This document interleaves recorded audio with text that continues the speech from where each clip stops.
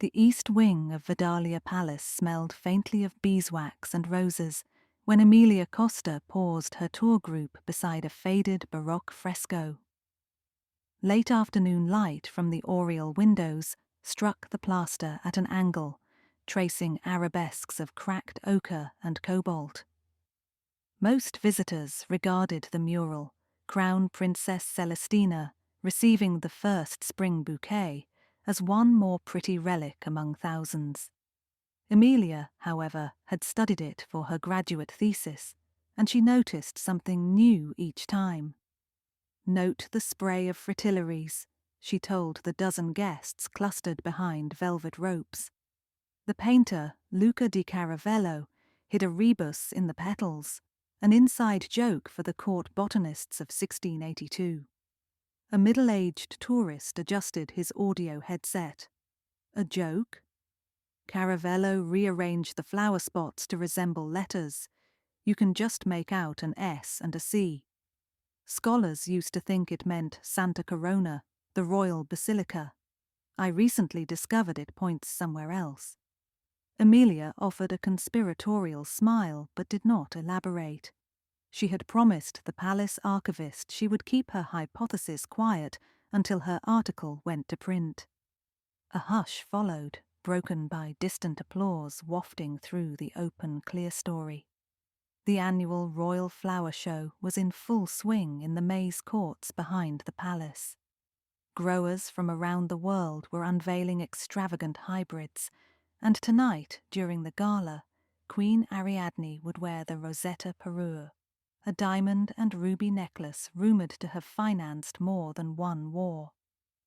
The jewels had been moved yesterday from the vaults to a temporary display case in the conservatory rotunda, so the Queen could don them midway through her welcoming address. To the public, the transition seemed an innocent bit of pageantry. To anyone responsible for palace security, it was a logistical nightmare. Emilia had overheard snatches of radio chatter earlier in the day. Extra patrols, retina scanners, a contingent of royal guards in civilian attire. The head of security, Major Ilyev, had even stationed infrared sensors along the colonnade. Yet Emilia felt uneasy, and that feeling intensified each time she glanced at the fresco, as though Caravello's bouquet were trying to speak across the centuries. She dismissed her group at 4 o'clock, accepted their polite applause, and shepherded them toward the gift shop. Alone at last beside the mural, she retrieved a graphite rubbing she had made months ago. The sheet resembled scattered confetti, petal outlines, veining, the residual ghosts of pigment. She overlaid it against the plaster, adjusted for distortion, and fitted the fragments like jigsaw pieces. The hidden message emerged, within the fritillary petals, letters arranged not as SC, but as a cartouche reading Esca Via. The 17th century court slang for scaviero, the clandestine passages beneath the palace built by the architect Gianni Scaviero 5 decades earlier. According to legend, those tunnels had allowed courtiers to move stolen art out of Vidalia during a siege and were sealed after. Scholars argued about their location. No official blueprint survived. A chill feathered Emilia's arms despite the warm May afternoon. Why would Caravello reference secret tunnels in a fresco celebrating flowers? And why had he painted the Queen's oldest parure on Celestina's neck, when records showed it wasn't forged until years later? Unless... Emilia's pulse quickened. Tonight's gala. The jewels in a temporary display. Thousands of strangers on the grounds. A locked glass case was nothing to thieves with foresight, and a hidden escape route. She folded the rubbing into her bag and hurried downstairs to the director's suite. Major Ilyev was reviewing a clipboard, his cropped silver hair unmoved by the oscillating fan. "Ms. Costa," he greeted without looking up. "Permission to pass the barrier?" Yes, but that's not why I'm here." She explained her discovery in a single breath. I think there's an uncharted passage that leads directly to the conservatory. The fresco is a map. Ilyev sighed. You have a lively imagination.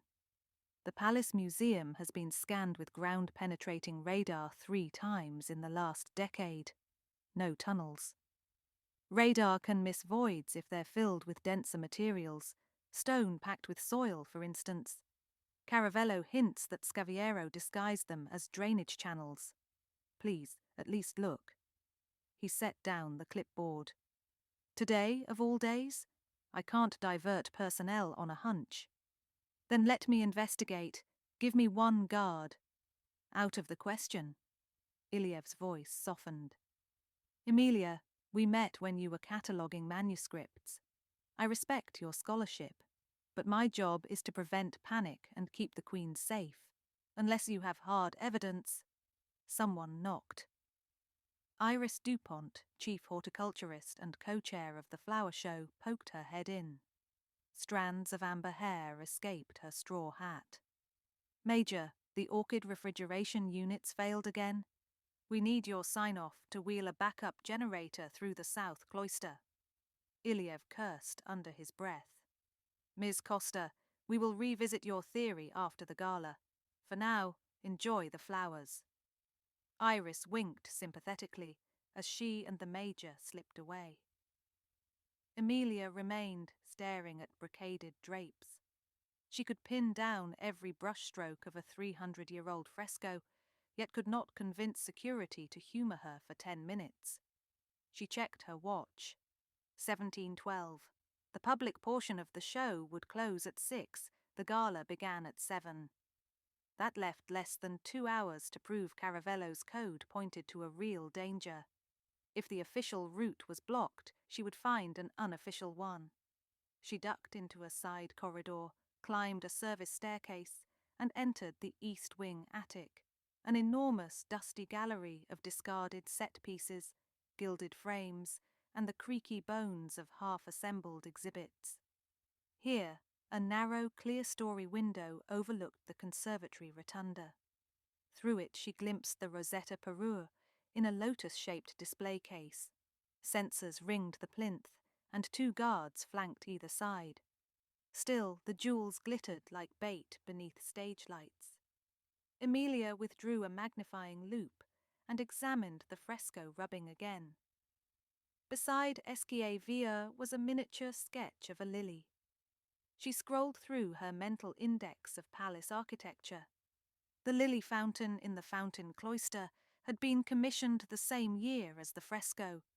More importantly, a 17th-century renovation had diverted a natural spring under that cloister into hidden drains, a perfect cover for tunnels. She descended to the public floor and slipped into the fountain cloister amid departing tourists. As ushers guided guests toward the exit, Emilia veered behind a marble column. Ahead, the lily fountain burbled softly. She knelt, pretending to tie her shoe, and noticed a hairline seam around the stone basin.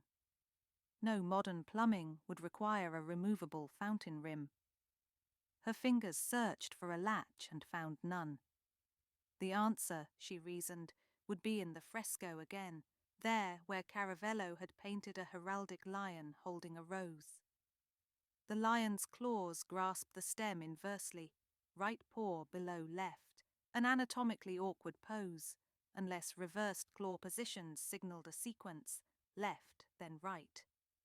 Emilia pressed 2 opposing petals on the rim. A soft click responded. She twisted, and the basin rotated a few degrees, revealing a circular stair spiralling into darkness. Exhilaration mingled with dread. She sent a rapid text to her best friend on staff, Matteo, who was working coat check for the gala. Found passage. Possible heist. Can't reach Ilyev. Cover for me if late. Matteo's reply came seconds later. What? She pocketed the phone and stepped onto the stairs, pulling the basin shut overhead.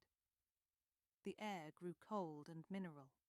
A faint string of electric bulbs, likely installed generations ago for maintenance, still functioned, their cords stapled to the brickwork. They led forward, not down.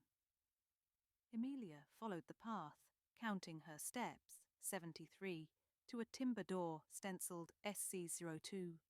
She tried the handle, locked. She rummaged through her satchel, wishing she'd listened harder when Matteo bragged about lock-picking.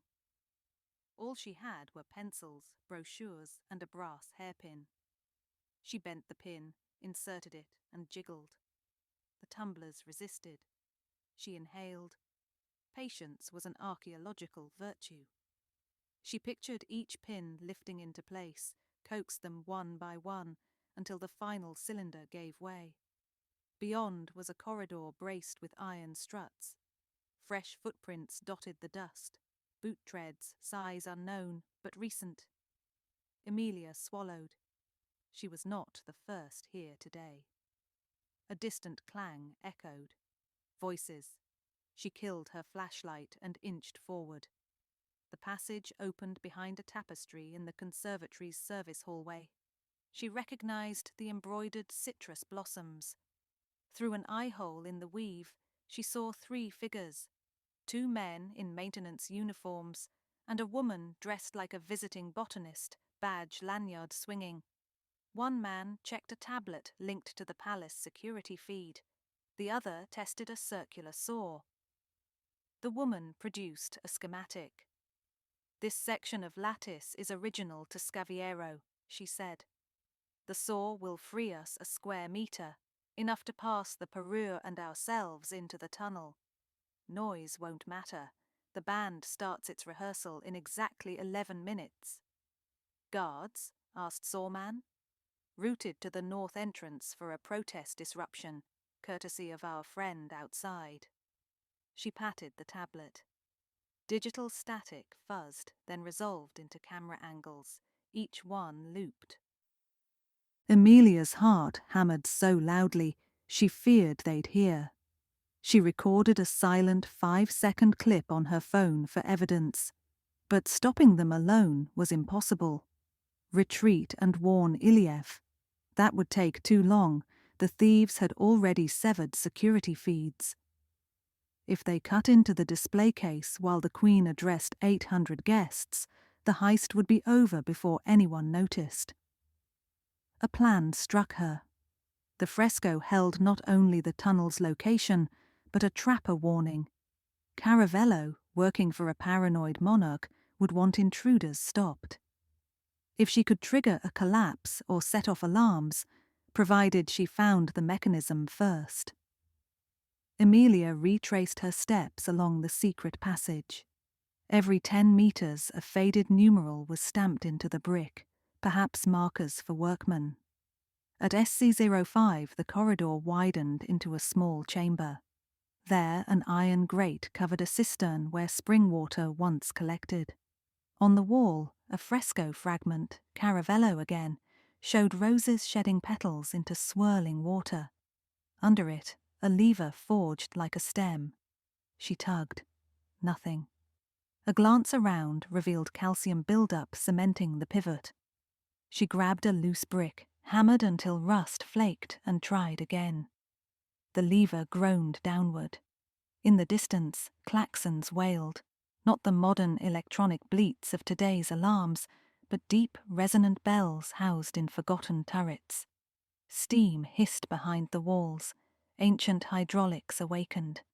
The floor rattled. Water sluiced through unseen pipes. Emilia sprinted back toward SC02. As she neared, a rush-like tidal surf thundered below. She threw open the door to find the tunnel filling with water pouring from ceiling spouts. The tapestry portal ahead had slammed shut. She glimpsed the thieves beating on the other side, their saw useless against bronze valves now sealing the stonework. Water frothed at knee height, rising. She might have cheered if not for her own predicament. The sluice did not discriminate. She spun, wading against the current, searching for higher ground. The lily fountain stair lay 70-plus steps distant, uphill. If she could reach it before the flood deepened, she would survive and keep the thieves penned. She crabbed forward, water surging to her thighs. Her flats slipped on slick brick. She fell, mouth filling with metallic tang. Forcing herself up, she pushed off with elbows, found the railing, and hauled along. Her lungs burned, muscles screamed. The ancient warning system was too efficient. At last, the stairhead loomed. She climbed, water chasing. Hands trembling, she shoved the basin. It resisted, the pressure differential, or maybe a secondary lock engaged when the sluice activated. She braced her back against the stairwell wall, feet to the rim, and heaved. A crack of freeing stone. The fountain rotated, sunlight speared down. Tourists exiting for dinner gasped as Amelia burst from the basin, soaked and gasping. Water gurgled behind her, then receded as sluice gates below sealed. Guards raced over. Amid shouts, she spotted Major Ilyev jogging across the courtyard, Iris Dupont on his heels. "What in God's name?" "Tunnel," Amelia panted. "Thieves trapped. Need cuffs, scuba, whatever you've got." Ilyev stared as if she'd sprouted gills. Then training kicked in. He barked orders into his radio. Several guards pried the basin wider, lights and weapons drawn. Drones with thermal cameras zipped overhead. Minutes later, drenched criminals were hauled out. The faux botanist, 2 maintenance workers, and a 4th culprit netted at the farthest drain, who turned out to be a caterer staging the protest diversion. The tablets recovered showed sophisticated malware that had spoofed security feeds for precisely 18 minutes, just long enough to cut through bulletproof glass. Amelia's intervention had reduced their window to 0. While medics checked her vitals, Ilyev approached. "Ms. Costa, you've compromised my entire belief system." He almost smiled. "And saved Her Majesty's jewels." Iris offered Amelia a towel smelling of lavender. "You just turned the flower show into a blockbuster action film." "Sorry about the mess," Amelia replied, gesturing at the flooded cloister. The Queen herself arrived soon after, veil lifted, worry lines etched. "They tell me I owe my necklace, and possibly my palace, to our esteemed tour guide." Amelia bowed, cheeks flaming. "Caravello and architect Scaviero deserve credit, Your Majesty. Their failsafe still works." "Indeed," the Queen said, "yet it needed someone perceptive to read the signs. Major, see that Ms. Costa receives full access to our archives for her research, and additional security training should she wish it." Amelia's heartbeat stumbled. "I'd be honored, Your Majesty." The gala resumed after a short delay, announced as a technical rehearsal. Amelia, wrapped in Iris's spare gala shawl, stood near the back while Queen Ariadne entered, wearing the Rosetta parure, diamonds flashing like captured stars. The crowd applauded, unaware of the danger narrowly averted. Matteo elbowed her. "When you said cover for you, I imagined a wardrobe mishap, not Indiana Jones in a lily fountain." She laughed, light-headed. "Buy me a drink, and I'll tell you how Baroque plumbing saved the monarchy." Hours later, palace corridors quieted. Amelia returned alone to the fresco. Conservators had taped off the area, but she ducked under the cordon. The petals of Caravello's fritillaries seemed brighter, liberated from centuries of obscurity. She traced the painted stem with her fingertip. History never lived solely in textbooks or under glass. Tonight it had rushed through tunnels, rung bells, swept thieves off their feet, and pushed a timid art historian beyond every comfort zone. She whispered a thank you to the long-dead painter and stepped back. From somewhere beyond the walls came lingering strains of chamber music and the scent of late-blooming roses. For the first time, Vidalia Palace felt less like a museum and more like a riddle she'd only begun to solve.